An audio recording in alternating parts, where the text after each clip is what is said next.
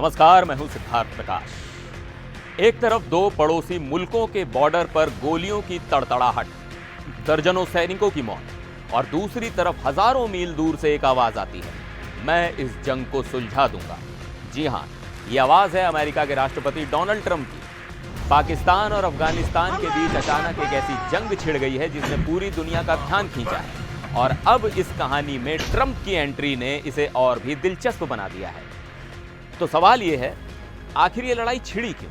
जिन तालिबानियों को पाकिस्तान अपना दोस्त समझता था, वो आज उसके खून के प्यासे क्यों हो गए हैं? और इस पूरी कहानी में भारत का क्या एंगल है? चलिए आज इन सभी उलझे हुए सवालों के जवाब ढूंढते हैं। कहानी की शुरुआत होती है इसी हफ्ते, जब शनिवार की रात को अफगानिस्तान पाकिस्तान के बॉर्डर पर अचानक तनाव बढ़ गया। अफगानिस्तान की तरफ से तालिबानी लड़ाकों ने पाकिस्तानी फौज की चौकियों पर ताबड़तोड़ हमले शुरू कर दिए।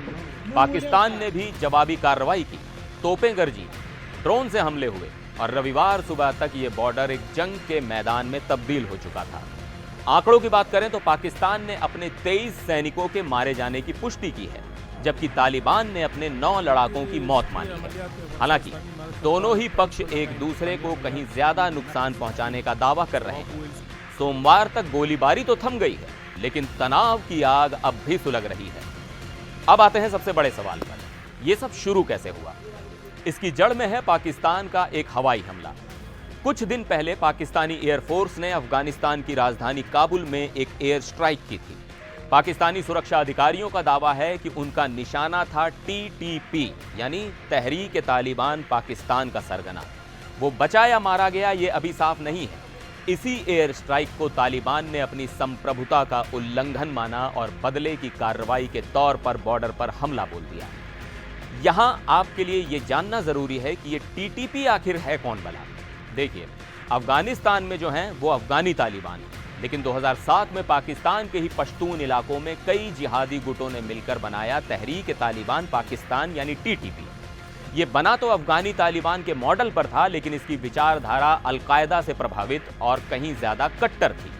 ये वही टीटीपी हैं जिसने बाजारों, मस्जिदों, एयरपोर्ट्स पर हमले किए। ये वही टीटीपी है जिसने स्वात घाटी में मलाला यूसुफजई को गोली मारी थी। और ये वही टीटीपी है जिसने 2014 में पेशावर के आर्मी स्कूल पर हमला करके 130 से ज्यादा मासूम बच्चों की जान ले ली थी। उस नरसंहार के बाद पाकिस्तानी सेना ने बड़ा ऑपरेशन चलाया और टीटीपी के ज्यादातर लड़ाके भागकर अफगानिस्तान में छिप गए।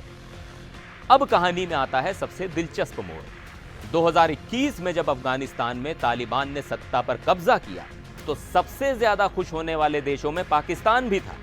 तत्कालीन प्रधानमंत्री इमरान खान ने तो यहां तक कह दिया था कि अफगानों ने गुलामी की जंजीरें तोड़ दी हैं। इस्लामाबाद को लगा था कि अब काबुल में उनकी दोस्त सरकार आ गई है तो वो टीटीपी पर लगाम कस देगी, लेकिन हुआ ठीक इसका उल्टा। तालिबान के राज में टीटीपी और मजबूत हो गया और पाकिस्तान में उसके हमले कई गुना बढ़ गए। पाकिस्तान चीखता रहा कि टीटीपी के नेता अफगानिस्तान में छिपे हैं, लेकिन तालिबान सरकार हमेशा इससे इनकार करती रही।